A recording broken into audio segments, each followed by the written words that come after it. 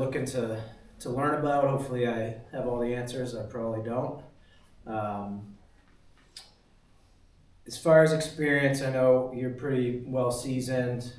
You say you're pretty, how long have you been in the industry, I guess? I'm 47. I've been in since high school. Okay. Been in high school, got out of college, started my own company.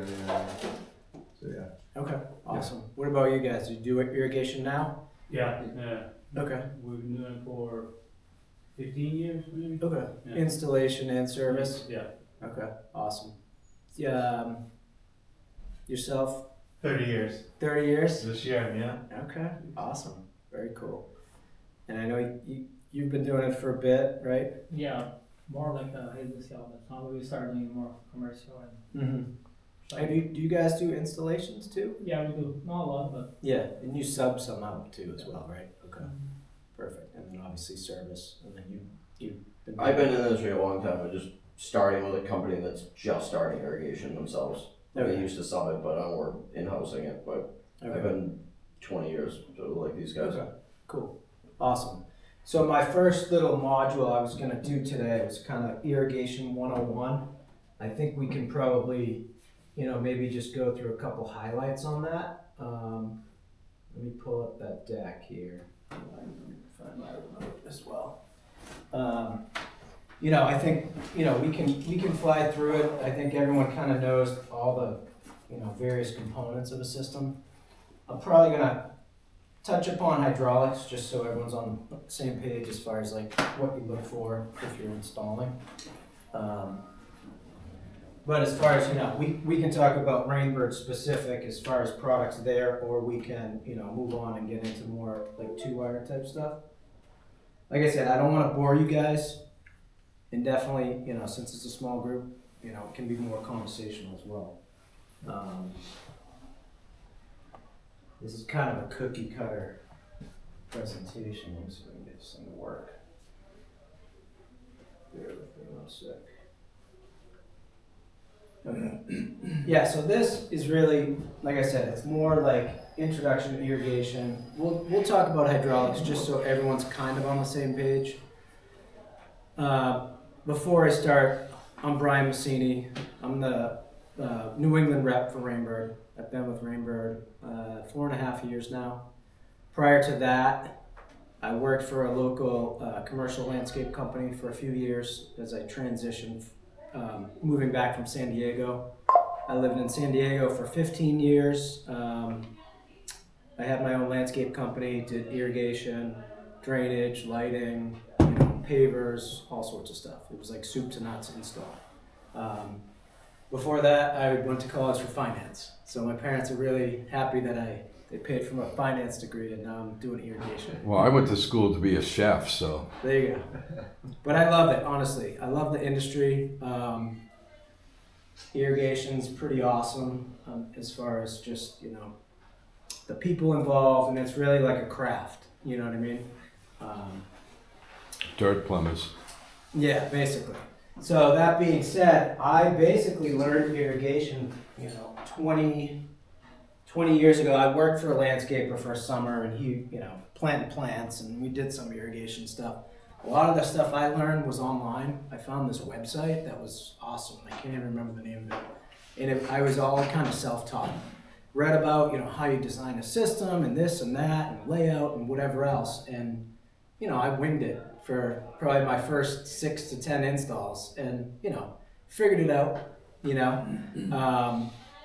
but I mean, it can get a lot more involved, as you go. And I definitely made some mistakes, and we can talk about that as we talk about hydraulics, but, it's not just pressure. You need to kind of know what your water source is too. So, so as far as everyone knows, irrigation's really just kind of supplementing whatever rain we don't get. New England, we get a decent amount of rainfall. Southwest, the South, I mean, you can't have a yard without irrigation. I mean, they just don't get a lot of rain.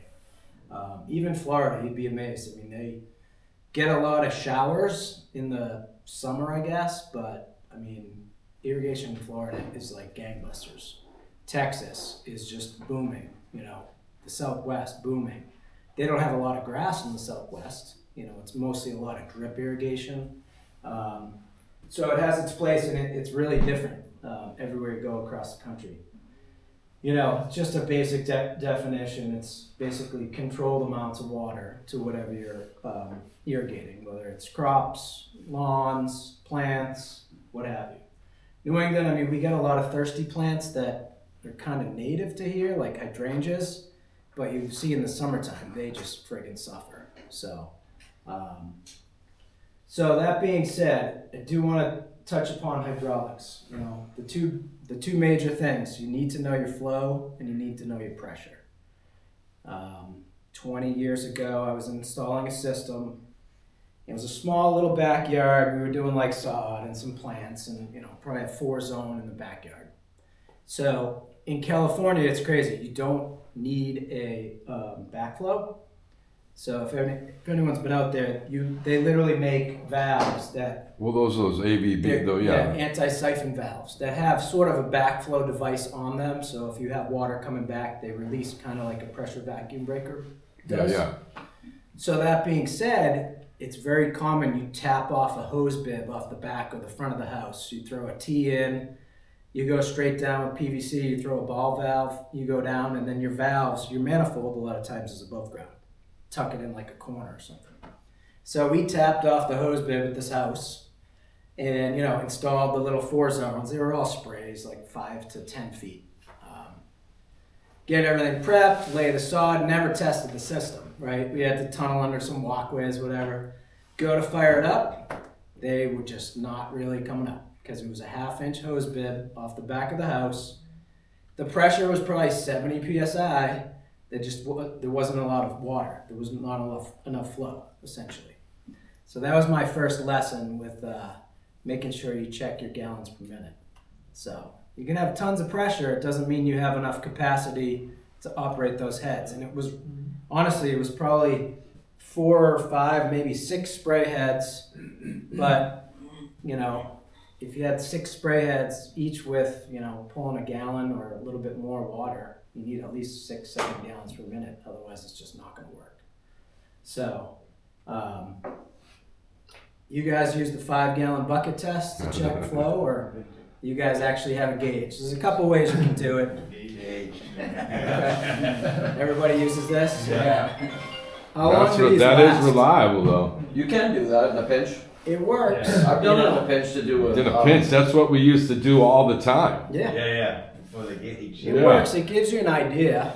Yeah, we fill You 5 gallons up. You just How run long it, does it take? and you time it, and you just divide by. Actually, sometimes it's actually more accurate than the freaking gauges. Can be. The gauge could be, sometimes calibration is not really there. I've returned gauges because. Yeah, I mean, most guys say they get maybe a year out of these. Yeah, and they just yeah, go yeah. bad.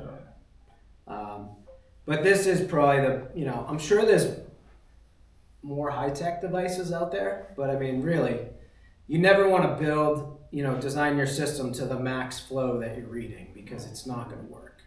But I mean, for guys that are just starting out, the 5-gallon bucket works. It gives you a general idea of what you're working with. And then, you design your system, up to probably a certain point. Would you guys say 80% of that as a general guide, or what do you guys do? Like if you're reading 10 gallons here, are you designing to 8 gallons, 9 gallons a minute? Yeah, I'll leave I can add, that way I can add 2 heads if anything in the future, at least, you know what I mean, with having good pressure. Mm-hmm. Yeah, that's a great point. I mean, if you ever have to expand or, change something later. And then obviously, if you're tapping off a hose bib, I mean, it's not going to be as accurate because that line could be 1/2, 3/4, whatever. Your main's probably going to be at least 1 inch. Yeah. So if anything, you probably have a little more than what that's reading, but you still want to play it safe. It all depends what kind of faucet you're reading it off of as well. Right. You want to take the reading as close to where you're going to tap in, because if it's The tough one's at wells though, because wells you gotta leave a lot more reserve. Well, you have to make sure, the first thing you gotta do when you show up for a well system is ask them what the recovery is on the well. Yep. And that's what you have to base your system off of. I don't give a shit if it's giving you 20 gallons a minute You don't and want, you're only getting 10 back. You You don't better wanna not make it 20 gallons a minute because you're gonna run out of water. have the customer wake up in the morning, no water. Yeah, no, can't take a shower. Yeah, of course. Do you guys deal with a lot of wells around here? Yeah. Yeah. A lot of wells, especially like Dover, the town of Dover is all wells. I mean, you have like maybe a cul-de-sac that's on like a town water or on the private water, but every house in Dover is on a well. Yeah, see, I personally never worked on wells. I really Yeah, know almost like 85% of my stuff's well. that. Okay. So it's either pond retention or like artisan or super deep, super deep, like 300, 400 foot deep wells. Like, but it's hard because it's like it fluctuates a lot during the year. If they start drying up, like I had one that the retention pond started almost getting empty and they almost lost the whole fucking place. Like, and it wasn't refilling fast enough because the system was just way too big. Yeah. You just didn't get any recovery into the pond. It just wasn't keeping up with the system. The system was drawing too much all summer, and you know, it's like you gotta use it up wisely. You know. Mm-hmm. Yeah, absolutely. And I'll touch upon it later, but like the state of Massachusetts is getting a little more stringent as far as like water restrictions. I know a guy that's tied in with like the state water policy committee or whatever, and he said we're already in a level 2 drought. And it's not even spring yet. Yeah. They already declared level 2 drought. Pretty common the past 5 years or so. Yeah. So they update that like once a month, but it's like, are you fucking kidding me? Like, we're not in a drought. They're just being way They're just overly panicking. cautious. Yeah. Tactic, yeah. Yeah. Then obviously the other piece to the equation is pressure. This gauge will read both. I found this in my toolbox. This was my original little pressure gauge. It was actually made by Rainbird. This thing's probably 30 years old. Don't know if it still works, but that's what I used to use. Just throw it on a hose bib to kind of know what you're working with. In terms of pressure, obviously, your static is what you're going to read, at that hose bib or wherever you're tapping into. That's basically static pressure is your pressure when nothing's moving, but you never want to design to static pressure. You want to design to the dynamic pressure. So dynamic is basically also called the operating pressure. And like I said, that's what you want to design around. So friction loss, do you guys calculate this or kind of guess?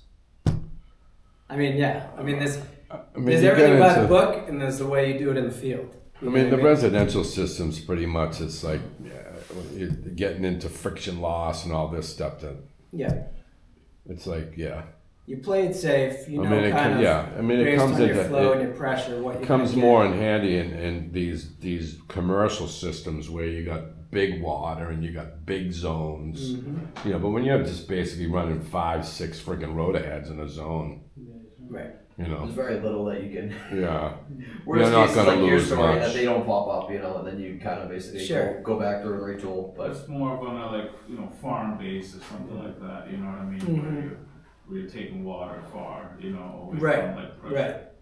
Yeah, because obviously the distance of the pipe and the type of pipe, there's charts for everything. You can calculate, your friction loss out of your backflow, your friction loss through your valves. The length of pipe is probably the biggest one, because if say you have 50 psi at your valve, you guys know you're not going to have 50 down the other end.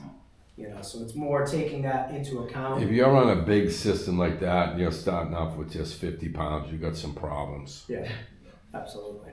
You're going to have a lot of zones, or you're going to be using some small nozzles or a combination. The other big takeaway is elevation. The technical math is for every 10 feet of elevation. If you're going up, you're going to lose like 4.33 pounds of pressure. But obviously, if you're going downhill, you're going to gain 4 pounds for every 10 feet.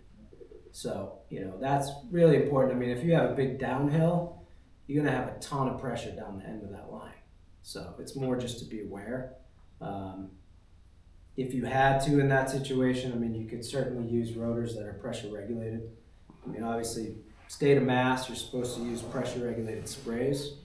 And that really will just come down to like having more uniformity. Well, yeah, you're not going to get your aspiration and wasting water, so it makes sense. So yeah, someone asked me that yesterday. What's the calculation? I'm like, fuck, what is it? It's 4.33. Yeah. You know, you something don't like don't use it that. every day. You have to dig deep in the brain to remember. Only that. time you're gonna need to know that is when you go in for your exam. Yeah, basically, right. On the CIT when I took it, I Yeah. think it was probably on there. CIT, CIC. Yeah. Design. So we do have, and other manufacturers have, friction loss tables if you really need to calculate all that stuff. This is just an example of. It's funny. Yesterday, same thing. The laser doesn't really work on a TV. So this is just showing for poly pipe, for every 100 feet of pipe, what your friction loss would be. So this would be at 10 gallons a minute, 1 inch poly, you lose about 2.7 pounds of pressure for every 100 feet. So if you were 300 feet, you're losing whatever that is, 8 pounds of pressure. So we do have those resources available, like on our website or on our resource app, if anyone's really getting technical in terms of needing to figure that out. And I think there's, valves, any of the components are on there. Like I said, the big one's pipe. If this was PVC pipe, it would be, not Well, the the same flow's number. better through PVC pipe If actually. it's Schedule 40 versus, different types of PVC, there's different inner But dimensions. then there's a whole other thing with when you start downsizing too. If you're starting at 1.5 and you're working your way down, then your pressure's boosting, but there's Right. a whole thing with the fittings. You get too. more velocity, Yeah. your flow gets reduced, Yep. your pressure's technically, I think it stays the same. Mm. But back to your point, if it's a commercial system, someone probably already designed it and you're just going off a plan. So that's why those guys get paid big bucks, Some of them are a little too crazy as far as what's included in the plan, but we won't Yeah, go. we'll have to talk about Brian Bencasey. So as far as, if you have low flow, you either need a larger meter, tap a new well, whatever. Not enough pressure, you could loop the main line if you really wanted to. Most people won't, but that would help you equalize the pressure. And then obviously you can install like a booster pump if needed. You guys use booster pumps at all on Yeah, certain? Occasionally. Yeah. Well, but It's more common, so like New Hampshire, they sell a ton of little 3/4 horse jet pumps because everyone's pulling out of the ponds and the lakes, and that's like their go-to. Little 3/4 horse, enough for the whole system. So I'm not going to dive deep into this. Really talk about point of connection, backflow stuff. Stop me. I'm just going to keep going. If you guys want to talk about something, otherwise we'll glance over everything. Like I said, I don't want to waste anyone's time. PVBs are the most common around here. There's other types of backflows. Really, backflow, the reason we have it is just to prevent any contaminated water back into the drinking supply in the house. So, just a reminder, it should be at least 12 inches above your highest head in the system. Any questions on backflows? There's like RPZs, there's double checks, there's all this crazy shit. You're not supposed to use double checks in the state of Massachusetts, even though they use them. Other states have, you're supposed to get your backflow inspected every year. Yeah, you don't have to in State Massachusetts. of I don't Maine. even know how they freaking It's technically, I don't think you guys would hate it because No, it's that's a another money line maker. item to Yeah. do once a year. I know guys in Maine, they're like, oh, I have so many backflow inspections I have to do. They either do it start up, midsummer, whatever. They fit it in, and then you have how many clients times whatever that. There's other parts of the country they take them off in the winter, which I've Yeah. never seen before. But like I saw a guy on Facebook. He had like his entire shop was full of backflows. and tags on them. We take RPs off. Yeah. Yeah, but I these are take off the 009s. I usually take those off. Mm-hmm. I prefer to take them off. Just because they just suck. You replace them all the time for bullshit, and it's like just put some what do you call that? Those unions, Yeah. and just take it off. You're better off than having them. I just replaced it last year. It's like it's not my problem. Like, what do you want me to do? Right. I have to winterize it. And unfortunately parts suck. They don't make them like they used to. So Yeah. I gotcha. I prefer to take them off usually. Right.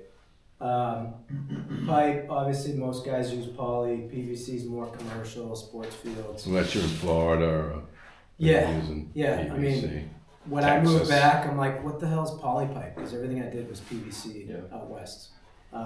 Anyone use HDPE at all? Yeah. Do you guys install it? Or repair? No, I've just used it in the past. I haven't used it with this company, but Yeah, it's becoming more common on commercial stuff. yeah, commercial. We did it for some systems in Boston on Yeah. the sidewalks and shit. Mm-hmm. Yeah. Yeah, I mean HDP is just high density poly pipe. Usually butt fused with some. Yeah, The God, we were machines doing aren't that really back that in crazy. Larchmont back in the day, making suction lines out of that shit. Yeah, Or butt fusing. We used to use a little different word for it. We Yeah, probably it's get like in trouble for electro- it, but no, it was more vulgar. I gotcha. But yeah, it's becoming more common. I mean, once you fuse that pipe, it's like bulletproof. I mean, that's A lot of the towns and gas cities pipe. use it for mains. Yeah, gas pipe too. Yeah. Yeah. So I'm seeing that more and more in like commercial projects.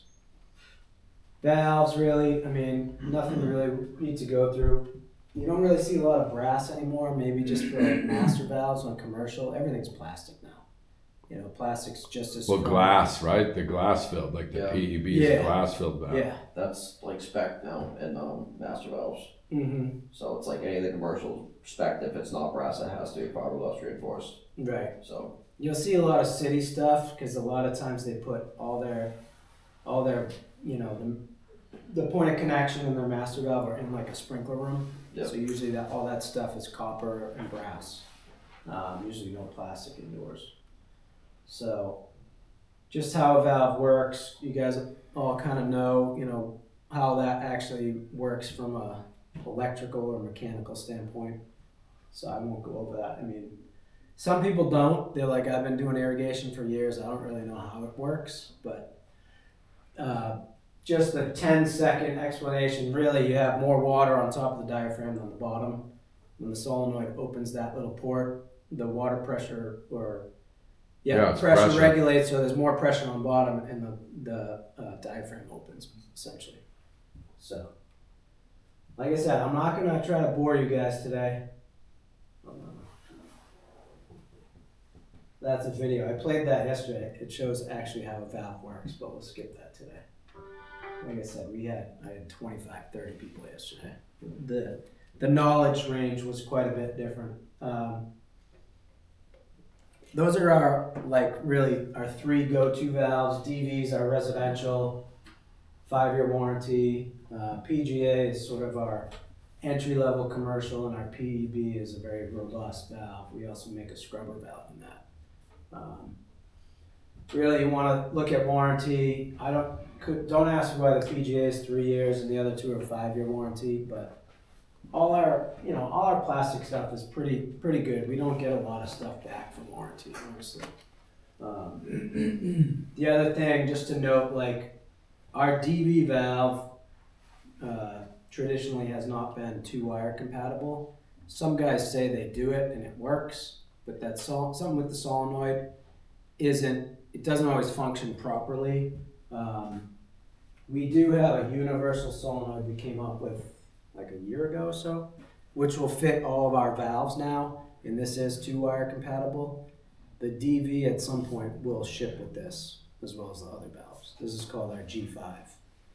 So just to know, because I've had guys install systems. Why aren't these valves running? I'm like, is it a DV? It's got to be something with the windings in the solenoid. Yeah. Because I'm of not the exactly voltage and the way the 2-wire Yeah. it works, you know. I mean, how about does it work better with? Might work better with these where it's 24 volt, Right. but not a typical So, 2-wire. Yeah, like I said, couldn't tell you. Because it's actually the 2-wire is actually turning your solenoid on with less than 24 volts. It's actually being tricked Right. into being told it's getting that. Valve box is pretty self-explanatory. Controllers, obviously, the biggest piece is fixed station versus modular versus 2-wire. We make everything in between. Battery operated controllers, obviously. do you guys, say you guys have a 6-zone system. Are you guys installing like a 6-zone controller? Are you installing a little larger? Are you installing modular? We're mostly I'm just curious. modular. Okay. Yeah, I mean that's good practice. You know, if you're not installing a modular, I tell guys at least install an 8-zone clock so you have some Yeah, don't max out. expandability. Yeah. Especially when you got a big property, it's like, come on, why would you do that, dude? It's Yeah. like, you know? Yeah. Why would you put in a 6-zone and then, you know, look at the whole backyard, it's not even done now, I have to, you know, Well, my biggest gripe is actually, why didn't you bring enough wires in? You Yeah. did 6 zones, you got a 7-strand wire. don't bring Like, 7 come strand on, wire. dude. yeah. You see a lot of that. Yeah, honestly. that's BS, man. If you don't have any extra wires out there, you should be That's- shot. That's common though. I But mean, that's why the 2 wires nice, though, because you can just add. Absolutely. Yeah. Unless it's a small, like, very small property or like a little rooftop, like, I'm putting in a 13 wire. I don't Right. really care. If there's extra land that I'm not touching today, I'm adding a 13 wire. Right. Yeah, it's it drives me nuts, honestly. But guys are trying to save a penny, honestly. Like our TM2 8 station is the same base price as our ME3, which you can do 22 zones with. So Yeah. I usually install ME3s everywhere. I don't really install Well, these small ones. right, from your standpoint, instead of like, oh, we have an install, you gotta go pick up a 4-zone clock. If you just standardize whatever clock you use for everything, for the most part, then you just buy those and make sure you have inventory of one. You know what I mean? And I mean, you're not saving anything, to be honest. But sensors, obviously, we just always recommend installing a rain sensor everywhere because you know, everything's connected now. If they're on Wi-Fi, they do get weather adjustments. Some will shut down based on predictive weather, but doesn't mean it's raining at your house if the weather source is 1.5 miles away. So if you have a rain sensor, then you know you're obviously protected. It's going to save the customer money. Flow sensors. Anybody? You're installing flow sensors on residential? They didn't even have them in the store when I ordered. I started looking them up because I had a customer that was nagging me, Mhm. and I started looking them up, and I bought like 2 boxes. Nice. And now it's good to have. It's becoming more common on residential. Especially, like condos, like, Yeah. you know. Yeah, I mean, if it's city water and you can have something there that's going to watch for high or low flow and be able to shut down if you have a master valve, we're all for it. I mean, commercial, it's usually always on a commercial plan. It's always been kind of like, oh, it's confusing, it's too expensive. This is like probably one of the least expensive flow sensors you can have for a residential system, like $100 to add this to the system. Is that a pulse? It's K factor and offset. So And like, you can blow air through them. yes. Yeah, you so can it's a winterize- pulse. It's a pulse. There's not a wheel in there. No, it does have a paddle wheel, It does? but it's designed to be able to winterize through it, so you don't have to remove them. It's just regular. Now, will that cable work with other controller. controllers or just the Rainbird? It does not work with Hunter because they use pulses per gallon. We use K factor and offset. So I've had some guys do the math and say it's pretty close. It's probably not 100%. Yeah. So you just have to have, you know, a wider range of like, whatever you want to call it, high and low, so that, you know, it catches something big but not too tight where it's getting false readings.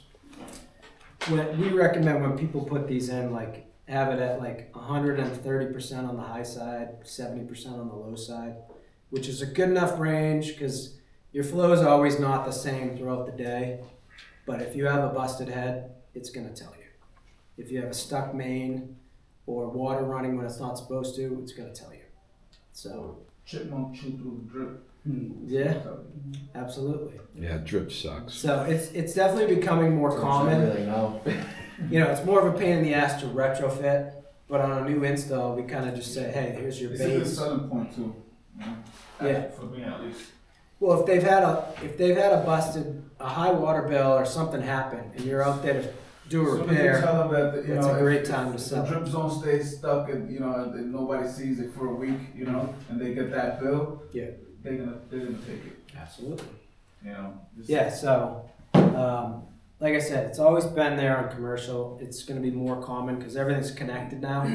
So you have a Wi-Fi controller, you'll get alerts, the customer will get alerts, it'll shut down, whatever you want it to do, you can tell it to skip that zone, continue the whole system, or you can tell it to shut everything down. And then you guys look like a hero because you might get an alert that morning, text or email the customer, hey, we noticed there was a problem, we're gonna schedule someone to come out. Exactly. Versus them noticing 4 days later and them calling you and then you have to like run around and try to get to that. It's been running for 5 days, it already reached the basement, you know. Yeah, I need you to come now. Especially if they're on vacation, it's a second home, that's always a good one to sell more. You know, we talked about, you know, it's basically rain, moisture sensors, more commercial sites are using that now. Casey loves doing baseline. Most guys, if they take over a commercial site, the moisture sensors are giving them problems, they cut them all out, and now it's just a standard system again. So it's very high cost to install. The idea is awesome, but they're very temperamental, I think. So we used to make one like the Smarty. We don't make it anymore. But our controllers can incorporate some moisture sensors. We just don't have like the patent to do like 50 on a system. They kind of hold the patent down on that. Spray bodies, really, the only thing, you know, I'll highlight here is as far as PRS, if you're using a fixed or a van nozzle, you want 30 PSI regulation. If you're using any kind of R-vans or MPs, you want 45. We make a 45, I think Hunter makes a 40. They all make 40s except for you guys. You guys are the only 45s. Okay. That, I think that's But that's because of your R-van. The Your R-van R-van does not is like optimal at anything 45. below 45 PSI. Even on a 40 spray head, they don't work Yeah, that they good. don't look the same. Any questions on PRS? Everyone pretty self-explanatory. Were you guys happy when the state of Mass mandated that? Or you just got. I think it's good, actually, you know, because if you got a system that's got 75 PSI or something, you're putting that out through your spray nozzles, you're losing water to your atmosphere. Yeah. I mean, that's basically why they had the 30 PSI spray head to begin with, because that's your optimal pressure for a spray nozzle. Absolutely. I mean, that's originally that you guys, all you had was a 30 PSI spray head until they came out with the rotary nozzle. Yeah, I mean, it just saves on that misting, fogging, whatever. It's not putting down the water it's designed to do, essentially. Then obviously, you know, our 1800s, 1804s, 4-inch, 1806, 6-inch, 1812, 12-inch. And then our SAM, like this is a SAM PRS 45. So SAM just stands for seal-o-matic check valve. If it's a PRS 30, it doesn't say it. It'll just say SAM, or it'll just say SAM PRS, I believe. I'm trying to think. Is this one from and then our check valve will hold back 14 feet of elevation. So it's pretty good. Obviously, if you don't install them everywhere, at least install them on the low parts in the yard. Because I'm sure you've all gotten calls from customers. Oh, there's a break in my system because there's a head by the driveway, and every day it leaks. And then you go out and it's like, What's going on? we put a check valve in, you know, because Yeah. the original guy didn't. But don't necessarily need to do them everywhere, especially if it's in the middle of the lawn. But I would say any edges that are at a low point. Well, it's good to put them in anyways, even in the middle of the lawn. You're saving water. Water's, otherwise Yeah. it's just draining out of the pipe. I use It's check just getting valve wasted. because if they don't have a check valve, I'm not putting it in. This is Yeah. I'm not paying for it. The customer is. I give them what's good, and I don't waste time installing crap because it's just not worth it. I appreciate that. Yeah. Yes, the right thing to do is check valve everywhere because, like you said, if you have water draining out, when that system goes to turn on again, it has to fill all that pipe before everything pops. You put it on the bottom one, yeah, then the next one's gonna start leaking. Yeah, you're chasing it up the hill essentially. No. PRS, we already talked about it. This is an old slide. When I started 4 years ago, there was like 5 states. Now I think there's like 16 states that mandate PRS in the US. People ask, well, will they ever mandate PRS in rotors? I don't think so, because rotors have a higher operating pressure, so it's less waste there.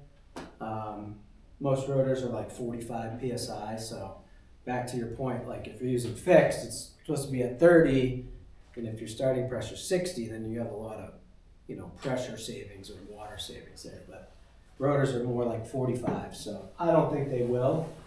I don't know for sure. I mean, they make them though. They do, yeah, they absolutely do, and some guys swear by them. It just adds cost to the actual. Oh, yeah. If your, dynamic pressure is not crazy high, then you don't necessarily need to. Yeah, listen, I don't put them in rotors. Yeah.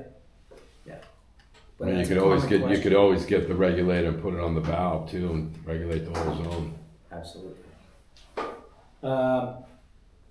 Rotors, obviously, you got small, like a 3504 that does like a short range, and then we have our 5000, which does up to 50 feet.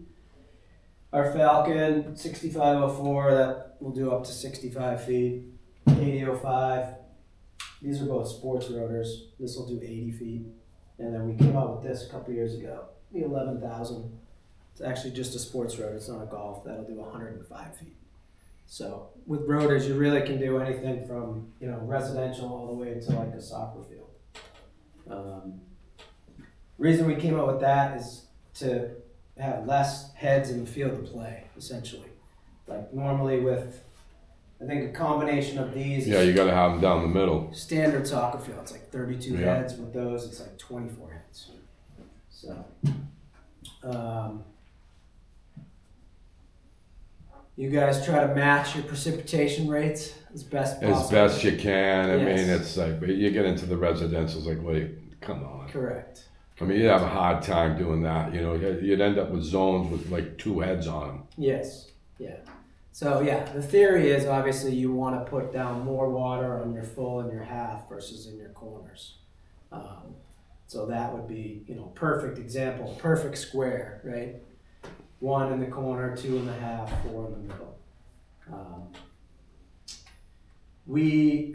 It's funny because no one knows, but we actually make nozzles for the 5000 that we call them the NPR nozzles. I don't think I have any. They're like preset to match precipitation across the zone. So you pick if it's 25, 30, 35 feet and what the angle is, and you pop those in and they kind of dial everything automatically. I don't think I have any.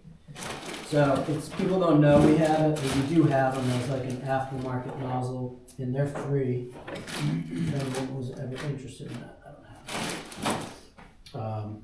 But otherwise, just try to balance it as best you can. Some guys just do the same nozzle everywhere. That's not the best because you're gonna have some overly wet spots, some probably dry spots in the middle. Well, if that's the case, you got to try to put all your 360s together and Right. zone them up like that. So. Like my zone at my house was put in 30 years ago. It's not the best. Well, we used to, when I worked for the Greenlawn Company, we used to put 6s everywhere.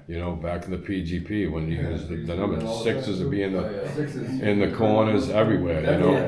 Yeah. 6s were good. What did 6 put out? It was like 1.8 gallons per minute or something. It was somewhere around 2 gallons a minute. 80Js were terrible for actual the original set of nozzles, the original reds. They were You just had to- rectangle chunk, like look at a hole punch, pumped them up. You just had to know what nozzle to use, and the new guys don't understand that. They look at the number and they're like, "Oh, a 6, that's 6 gallons." They'll take a 6 red, and they're replacing it with an ultra, and they put a 6 blue in there. Well, No. now you get about no, Jesus, it's not coming up anymore. Well, dipshit, you got the wrong nozzle in there. Yeah, it's good. The red always. The reds were confused me. confusing. You had to have the chart. Yeah, but they standardized it, so it's a little bit. Yeah, easier. but now it's the blues. They go with the GPM. So, Yeah, and we've been doing that at least in the 5000. well, you've been doing that for a while. Even with the maxi pause and the mini pause, they Yeah. were always 1.5s, 2.0s. Even back with the R50s and the T birds and. Yeah. So we'll keep going here. We'll highlight. Like I said, we'll fly stuff. Drip. Obviously, it's becoming more common out east now. I mean, it's been huge out west forever, just to save water. I'd have to say you guys do make the best drip line, though. It's the most easiest to work with. Love to hear that. Love to hear that. And I'll touch upon drip a little Well, later. everyone else's is too stiff, you know? I've never messed with this.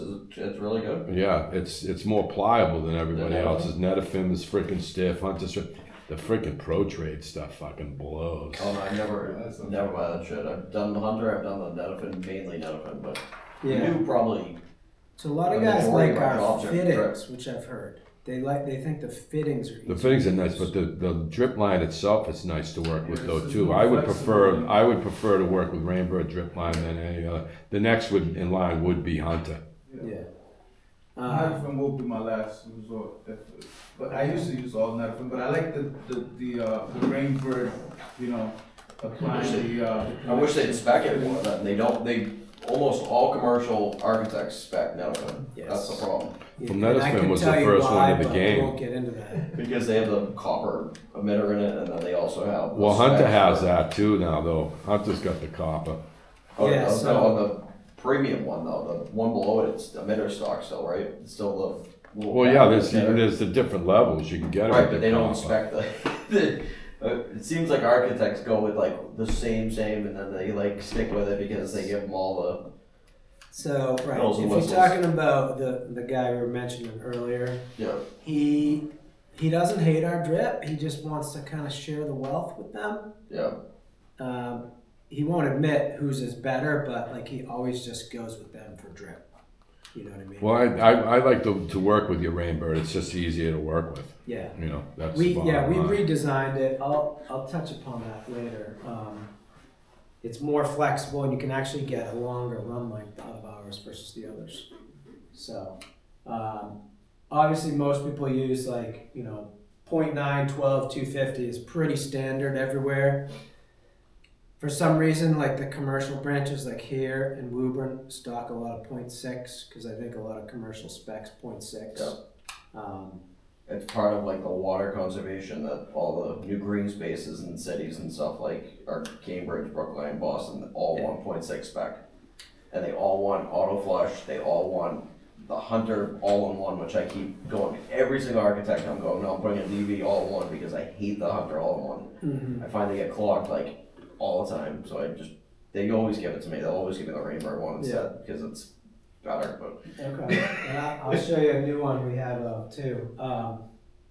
Yeah, I mean, really, you're not going to use different types, but like really 0.6 would be more for like clay, 0.9 maybe sandy, Yeah.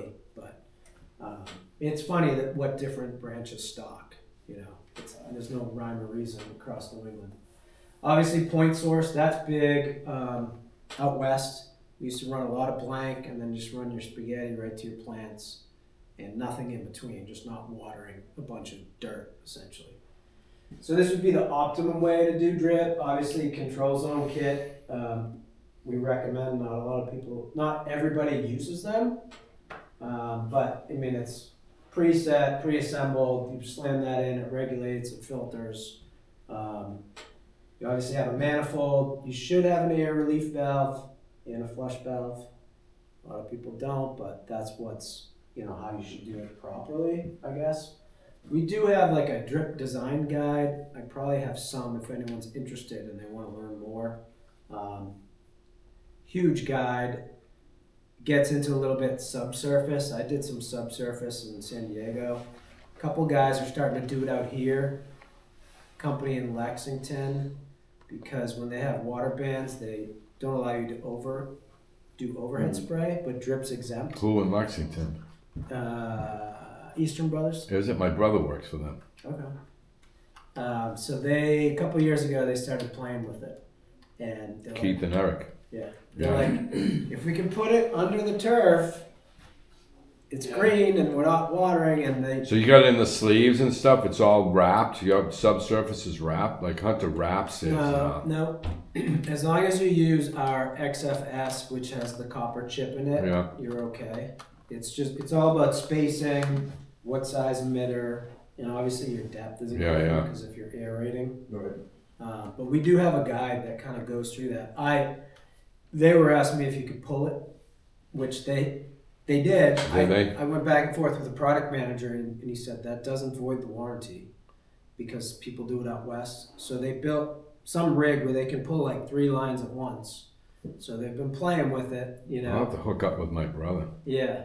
What's the space? So you know the guys over there? My brother's Marty. Yeah, I know Marty. That's my brother. Okay, I didn't know that. Yeah. That's funny. The spacing is Like, usually what were they pulling in it for spacing? Probably 12 inch. 12. But they made like a rig to pull. Pull 12 Yeah, inch. Yeah, so it's like 3 feet. Marty's probably the one that made it. Yeah. So anyway, Yeah, he's SCS. He's a certified mechanic. He went Yeah. to school to be a mechanic. but I can get you guys more info if you're interested. It's, you know, people are always hesitant because they're like, well, how do I know if the line's busted or whatever? Yeah. So there's always that.